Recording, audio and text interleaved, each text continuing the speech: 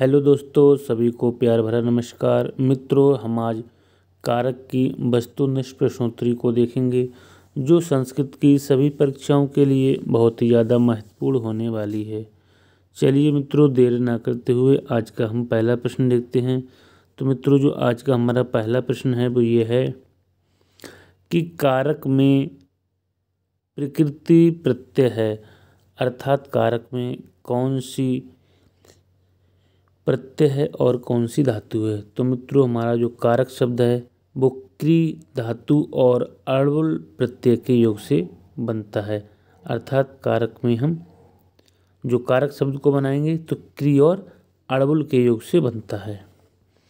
अगला है मित्रों, दूसरा प्रश्न है, क्रिया के साथ जिसका सीधा संबंध होता है उसे कहते हैं। तो मित्रों, क्रिया के साथ जिसका सीधा संबंध होता है उसको हम कारक कहते हैं। क्या कहते हैं मित्रों? उसे हम लोग कारक कहते हैं। अगला प्रश्न देखते हैं।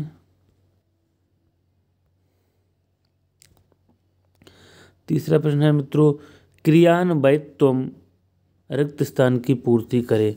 तो क्रियान्वयत्वम कारकत्वम हमारा हो जाएगा। अगला है मित्रों, कारकों की संख्या कितनी है। तो मित्रों, संस्कृत में जो कारकों की संख्या है वो 6 है। हिंदी में चाहे कितनी भी हो, लेकिन संस्कृत में जो कारक हैं वो हमारे निश्चित रूप से 6 ही कारक है। कितने हैं मित्रों? 6 कारक हैं। अगला देखेंगे। अगला है मित्रों, कौन सा कारक नहीं माना गया है। तो अपादान, संबंध, अधिकरण या उपयुक्त सभी। तो मित्रों, जो यहाँ पर कारक नहीं माना गया है वो संबंध को कारक नहीं माना गया है। संबंध और संबोधन कारक नहीं है, इसीलिए हमारे 6 कारक होते हैं। अगला प्रश्न है मित्रों, यहाँ पर कह रहा है कि यहाँ पर हमें बताना है विभक्ति से कारक विभक्ति बलवती होती है। तो मित्रों, जो उपपद विभक्ति से जो कारक विभक्ति बलवती होती है, जैसे मित्रों नमा, स्वस्ति, स्वाहा है, ये सब उपपद हैं, तो इनसे कारक विभक्ति क्या है? बलवती होती है। अगला है, इसी से संबंधित है, उपपद विभक्ति है कारक विभक्ति ही बली असी, इसका उदाहरण है। तो मित्रों, इसका उदाहरण है नमस्करोति देवान। अगला देखते हैं। 8वां प्रश्न है मित्रों, क्रियायाम स्वातंत्रेण विवक्षितो हो अर्था क्या स्यात्। कहा स्यात्। तो अर्थात जो स्वतंत्र होता है मित्रों वो कौन होता है? तो निश्चित रूप से स्वतंत्र होने वाला कर्ता ही होता है। अगला देखेंगे। 9वां प्रश्न है मित्रों, यहाँ पर क्रिया करने में जिसकी स्वतंत्रता मानी जाती है वह होता है। तो भैया, क्रिया करने में जिसकी स्वतंत्रता मानी जाती है वो निश्चित रूप से हमारा कर्ता ही होता है। क्या होता है? कर्ता होता है। अगला है स्वतंत्रता, कर्ता आ जाएगा यहाँ पर, तो हमारा पहला ही ऑप्शन सही है। आगे देखते हैं मित्रों।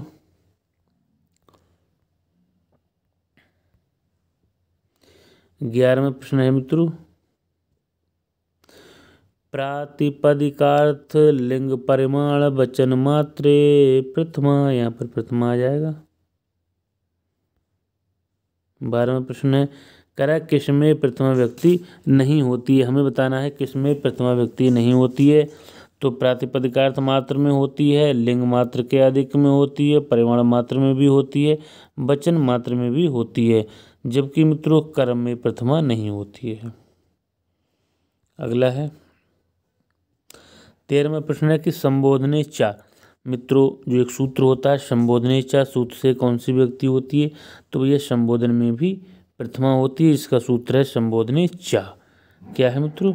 संबोधने चा, जिसका सूत्र है क्या है? संबोधने चा। अगला देखते हैं मित्रों। 14वां प्रश्न देखेंगे मित्रों, सुमेलित नहीं है।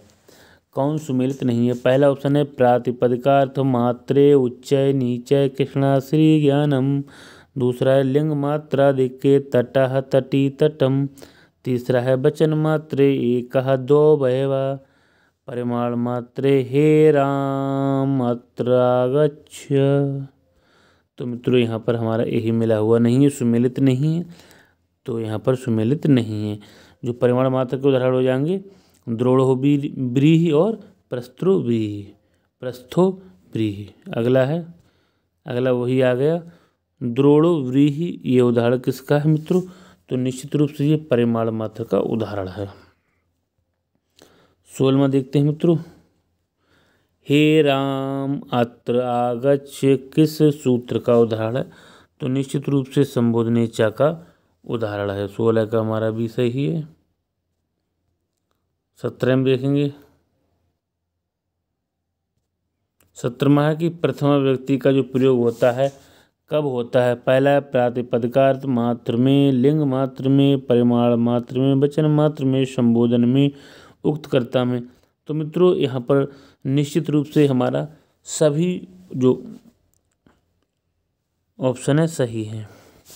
तो मित्रों उक्त कर्ता हुआ या उक्त कर्म हुआ, उक्त कर्ता में भी प्रथमा होती है और उक्त कर्म में भी प्रथमा व्यक्ति होती है। वैसे तो कर्ता की तृतीय व्यक्ति होती है जो मूल व्यक्ति होती है। 18वां है द्रोणो व्रीहि। वाक्य में जो व्रीहि पद में कौन सी विभक्ति है? यहाँ पर सोचने वाली बात है, बहुत ही महत्वपूर्ण प्रश्न है मित्रों। तो जो हमारा व्रीहि है इसमें प्रातिपदिकार्थमार्थ में क्या है मित्रों? प्रातिपदिकार्थमार्थ में प्रथमा है, परिमाण मात्र में नहीं है। मित्रों आज हम लगभग 35 प्रश्न देखेंगे। वैसे प्रश्न तो बहुत सारे हैं लेकिन 35 प्रश्नों को ही देखेंगे। 19वां कर्ता अपनी क्रिया के द्वारा जिसे विशेष रूप से प्राप्त करना चाहता है उसकी कौन सी संज्ञा होती है? तो मित्रों उसकी कर्म संज्ञा होती है। 20वां प्रश्न है मित्रों यहाँ पर है कर्तुहु ईप्सितमम। यहाँ पर आ जाएगा कर्म। क्या आ जाएगा? कर्म। ये सूत्र कर्म संज्ञा जो है करता है। अगला है द्वितीय व्यक्ति का जो विधान करने वाला सूत्र कौन सा है? तो मित्रों यहाँ पर द्वितीय व्यक्ति का विधान करने वाला सूत्र है वो है कर्मणि द्वितीय। अगला है 16 जो द्विकर्मक धातुओं के कर्म में जिसका संबंध होता है वह सूत्र कौन सा है? तो अकथितं चा सूत्र से 16 द्विकर्मक धातुओं के कर्म में जो है द्वितीय व्यक्ति होती है। अगला है 16 द्विकर्मक धातुएं नहीं है। कौन सी नहीं है? दुहुया चिपच दंड रुद्र प्रच्छी भ्रू सास जी मथम प्रेम निहरी कृष्ण वहमरी।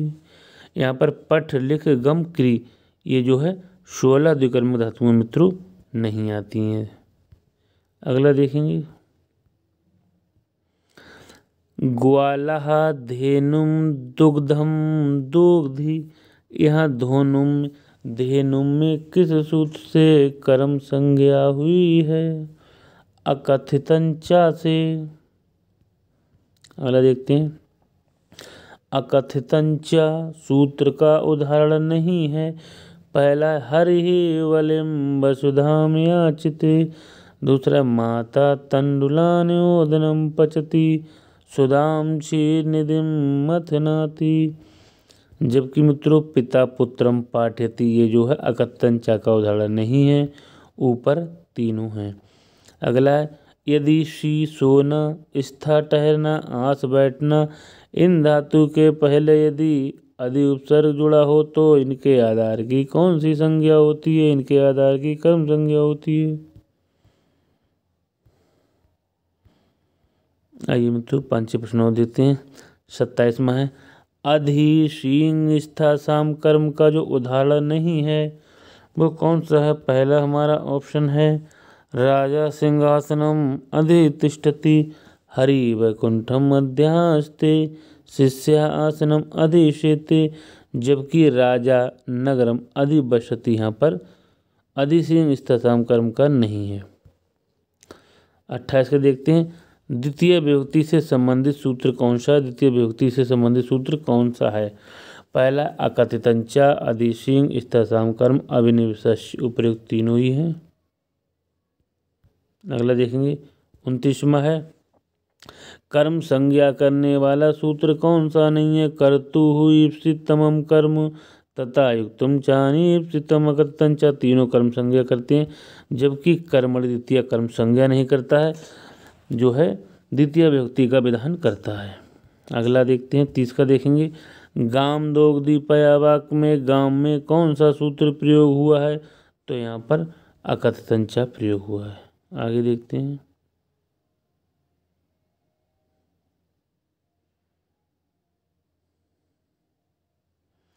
31 में देखेंगे कर्तुः क्रियया ईप्सितमं कारकम संज्ञम स्यात्। तो यहाँ पर हो जाएगा कर्म। 32 देखते हैं। कर्ता के द्वारा अनीप्सित पदार्थ की क्या संज्ञा होती है? तो ईप्सित की भी कर्म संज्ञा होती है मित्रों, और अनीप्सित की भी कर्म संज्ञा ही होती है। अगला देखेंगे 33 का देखते हैं। तथा युक्तम चा अनीप्सितम का सूत्र का उदाहरण है। तो पहला है विषम भक्ष्यति, विष खाता है। ओदनम भुंजानो विषम भुंगते, या दोनों इनमें से कोई नहीं। तो मित्रों यहाँ पर हमारा ओदनम भुंजानो विषम भुंगते भी है और विषम भक्ष्यति भी है, अर्थात दोनों सही हो जाएगा। 34 का देखते हैं। कर्म संज्ञा विधायकम सूत्रम कर्म, अर्थात कर्म संज्ञा का जो विधान करने वाला सूत्र है, कर्म संज्ञा विधायकम सूत्र किम। तो कर्म संज्ञा विधायक सूत्र है वो कौन सा है? तो मित्रों कर्तुः ईप्सितमं कर्म हो जाएगा। मित्रों आइए हम अंतिम प्रश्न देखते हैं। द्विकर्मक धातुओं के योग में होती है, द्वितीय व्यक्ति होती है। 16 द्विकर्मक धातु हैं। तो मित्रों ये थे कारक से संबंधित बहुत ही महत्वपूर्ण प्रश्न, जो संस्कृत की सभी परीक्षाओं के लिए बहुत ही ज़्यादा महत्वपूर्ण है। मित्रों कल हम इससे अगले प्रश्नों को लेकर आएंगे मित्रों, तब तक के लिए नमः संस्कृताय।